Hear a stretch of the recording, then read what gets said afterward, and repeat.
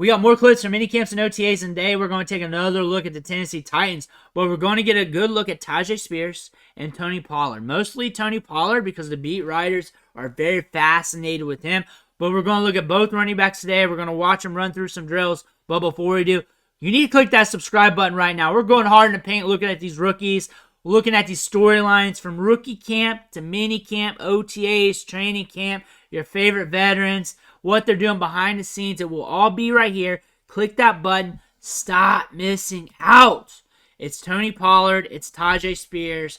Let's run these clips and talk some ball. So starting off, I got recent clips over the last few days. Some from yesterday, mostly from this week. And then the back half or the back third or whatever it is, overtime over OTAs with these two running backs. Some of them we already covered, but I just want to talk ball. Tajae Spears right there in the number 2. We're changing the number. If you did not know, now you know. Tony Pollard, quick feet.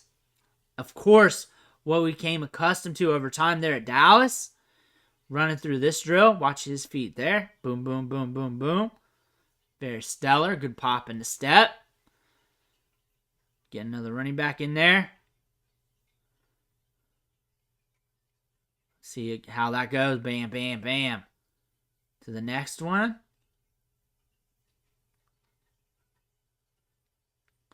We got Julius Chestnut and Haskins. Catch the ball bat right out in front of him. Right out in front of him like this and brought it in.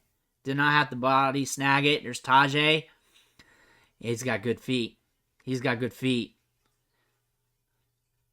I don't think we got that much of a downgrade or if at all between him and Derrick Henry. I don't think we really got that much of a downgrade between these two and Derrick Henry. I think Tajae Spears needs more touches anyways. I think Tajae Spears, if you watched him back at Tulane, just go watch the highlights. You can watch the game footage. Go ahead. That's more accurate. But go watch the highlights. Watch him between the tackles. Because I think he's pinpointed as a smaller running back who's just a satellite back who catches passes.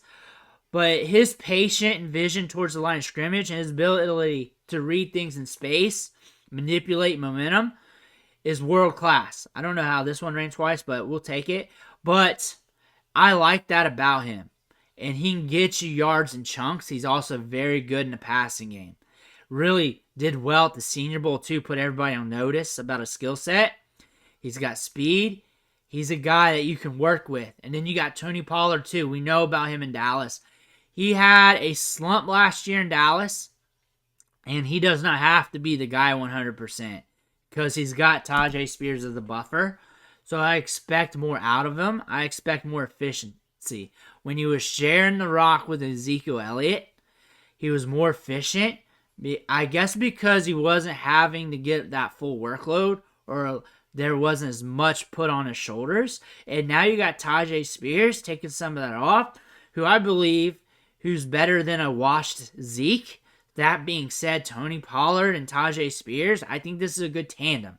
I think these two together is very underrated. I think people are not thinking about this group. I think for functional football, real football, because I also talk about fantasy, I think this is a great group of backs to have on top of the veteran wide receivers to really pair with this young quarterback that loves to push it downfield. I think you're going to get some good efficiency from these running backs. You got the young running back, you got the veteran, both of them with pop in the step. It's very rare you get a veteran running back in free agency with still some pop in the step there. You got that with Pollard. And then you got Tajae Spears, a young back that can be the buffer. They can split it. They can split up that workload.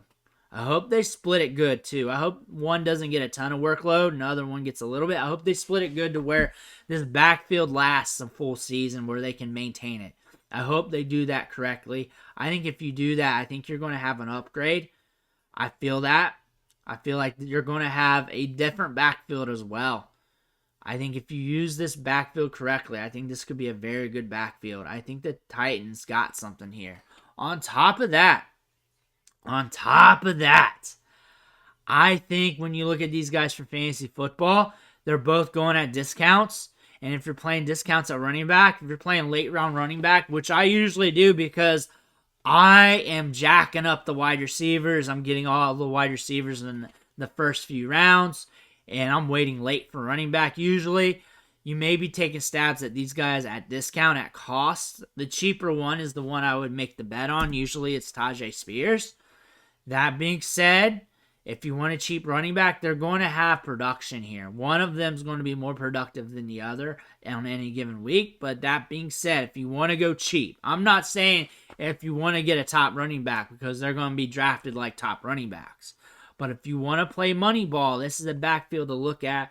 Grab one on the cheap. Grab the cheaper one. See what happens.